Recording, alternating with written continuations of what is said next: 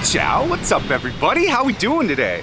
We're on a beautiful Monday afternoon in good old Saigon. In this video we're going to talk about, is there a huge culture shock here? If you do move here, do you have to completely change the way you think, operate? Is it a big difference from wherever you're from to coming here? We'll kind of go over it and we'll deal with some issues I've had and haven't had, mainly issues I haven't had. So as ever, I travel around Asia. I live in Vietnam. I'm married to a Vietnamese. I am a full-time YouTuber and live streamer. I put out videos every day on YouTube about Vietnam or whatever country I happen to be in at that time. So I hope you enjoy the content. So let's get into it, boys and girls. I hope everybody's having a good day. Before we get into the video, let me know in the comment section, what do you think? Is there a huge cultural shift? Do you have to really change your behavior, kind of like in Japan? You know, I don't think you have to change your behavior a lot in Japan, but there's definitely more structured rules, politeness, and a structure to older people and stuff like that. A couple other countries like that too, but do you think it's a bit like that here when you move here? Or do you think you kind of don't have to change anything? Let me know in the comment section. I'm curious to hear what you have to say. Actually, I'm super curious to see what you guys have to say. I'm not sure, I'm 50-50 on where you guys are gonna go with this. All right, so I'll give you guys 5 more seconds. Not that you're watching it live, this is just for the humor of the video. 4, 3, 2, 1, okay. So, let me check the comments. Oh wait, the video's not out yet. So I don't think so, to be honest with you. I don't think the cultural change is really big here at all. I mean, it depends on you as the person and like what you do with your time and what you dedicate it to. I could see some people like fully immersing themselves in the culture here, but like, I don't know, there's a lot of not need to be, you know? People are pretty loud here. Like manners that we're accustomed to. Like, you know, they have manners here, of course. But like manners that we are accustomed to on the level we're accustomed to, I would say in Australia, America, and other like Western, longer about countries. You know what I'm saying? I would say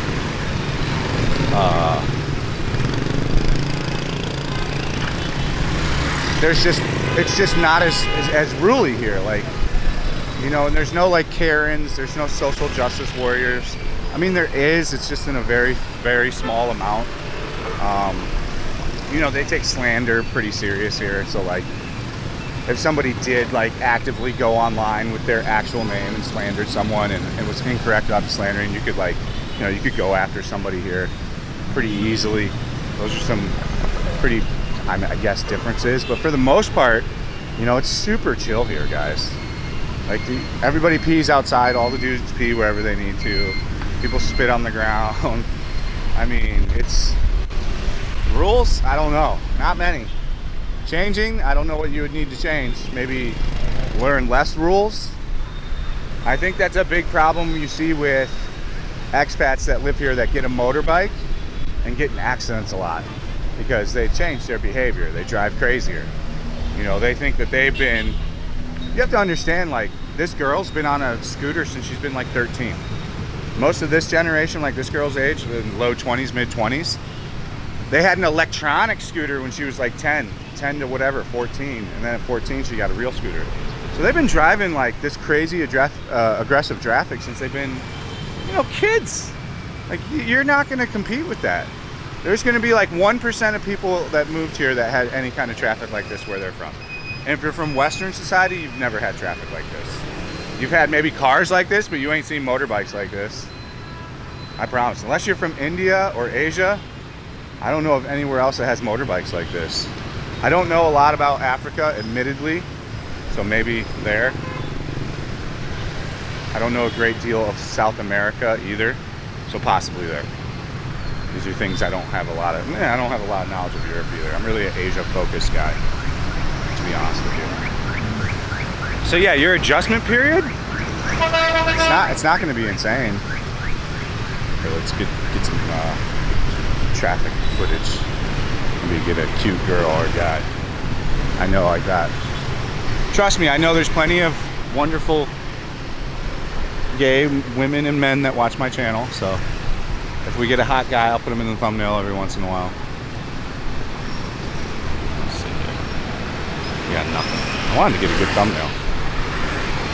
So I mean, the adjustment period, here's how most people really move here. Like legit, I can make all the videos I want about all the areas I recommend to live, and 85% of expats land in District 2. And in Dowden in particular.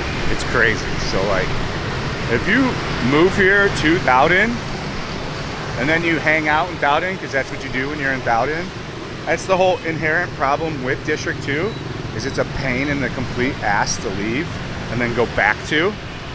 So like, if you're, you know, gonna live there, you're most likely gonna stay there. And it's like that in any place. That's the whole problem I've always been with like living in a suburb. Like, okay, you save some rent, but then you move to this city, right? Like, now you never go to the city because it's inconvenient. You're always hanging out in your suburb. So I mean, sure, the city's there, but you access it so little because it's completely inconvenient. Yeah, I know you're like, well, I would make the time and go if I really wanted to go to the city. I'm telling you, if you lived in the city, then you would be all about living in the city. So I mean, I learned that a long ass time ago. Long time ago. I'd rather pay more for rent in a desirable area and save a few $100s per month, or $100, or even in some factors just like $50.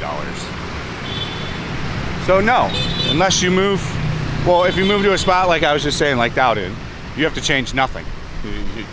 You've literally got a Western market, you've got Western restaurants with Westerners owning them. You're straight up in a 100% bubble of your own people. So as far as you having to change for that scenario, not likely. I mean, and even if you get a Vietnamese, unless you're some like, I notice the guys that go the furthest, or I mean, maybe I could be wrong about this, but it seems the guys that get into it the most and that like really get into it and like, you know, pedestal their wife and she's the greatest this and greatest that, which sure, she's your wife. I tend to notice a pattern of uglier dudes that really never got chicks before. I mean, and there's a slight pattern there. I gotta change batteries, hold on, I'll be right back. All right, we're back. So we're back, battery swap. So yeah, as I was saying, which isn't true, I was generalizing. It usually seems to be a guy that has way more difficulty getting women back home, you know, and really likes the girl a lot. But that's up to the person, all that jazzafrazz, you know, it's up to you if you want to dedicate a bunch of time to learn Viet. I have seen a few problems with people learning Viet lately, is they're learning way too technical Viet. I don't know Viet at all, but they don't use a lot of stuff that they teach you in some of these things. Anyways, this video isn't about that, so let's continue on. But I do not think you have to do much of a change. You know, that's up to you if you really get involved with a girl and maybe she doesn't know that much English. It might be in your interest to adapt better into the culture.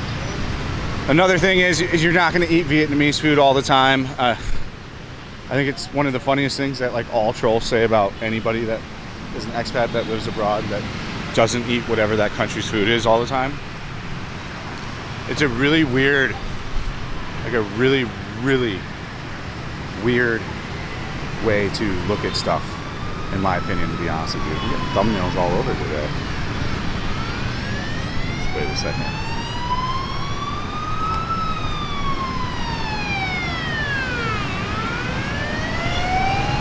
So, like I was saying, unless she doesn't know much English, and I would never date a girl that doesn't know much English.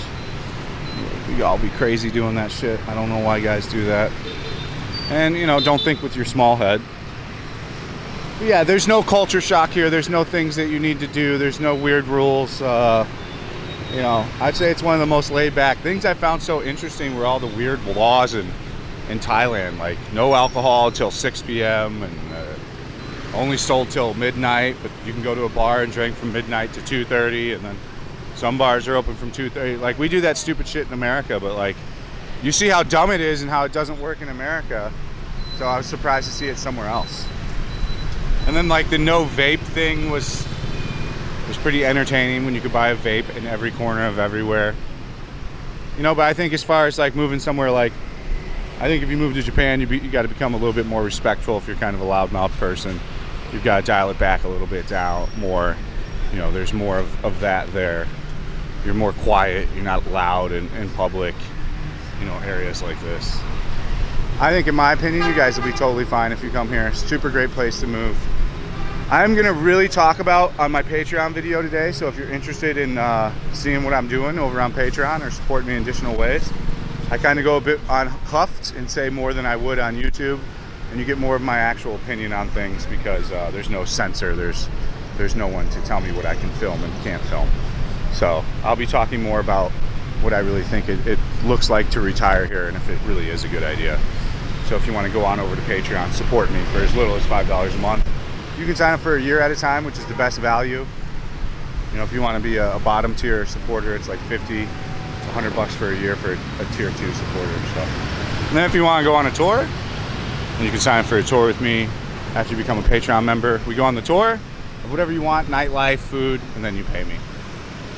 And then all the live streaming for stuff will be done over on kick.com/fatandbro. If you don't know what kick.com is, it is a live streaming platform. It's not YouTube, guys. I know a lot of you are like, well, I'm not going to get off YouTube to see you anywhere else because YouTube's a great platform. I agree, YouTube's not going anywhere. But when I live stream, that's a different kind of product. Twitch was the #1 product. I don't like Twitch. Me and Twitch don't work together.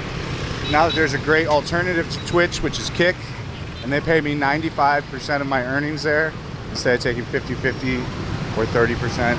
It's a much better cut there. So it's a great way to watch me live stream and support the channel. So yeah, I can't think of really anything too much on like assimilating here. There's not much to assimilate to. If you move to the land of the whites over in Thowden in District 2 or in that even area, you don't need to know shit. You don't need to learn any new food. Are you going to eat Vietnamese food all the time? Doubtably. It's just like living wherever you came back from in America or Australia. Did you eat a cheeseburger for every meal? Did you eat pizza for every meal? No. Did you eat Korean food for every meal? I know. So it's the same anywhere if you move somewhere. I don't know where this weird idea that it's like something else ever came about, but it's really not. So yeah, I think that's really it. It's up to you. The culture here is Buddhism. So if you do want to really assimilate into it, before you move here, I'd read into Vietnamese Buddhism. I would read into the Vietnamese language, the Vietnamese cuisine, and there you go. You'll have a great landing ground when you get here. I really hope this was helpful for somebody out there. Like I said, we travel around the world, mainly Asia on my channel. I currently live in Vietnam with my Vietnamese wife, and yeah, I make videos when I'm here full time. So see you guys on the next one. Thanks for watching. Stay frosty. Peace out.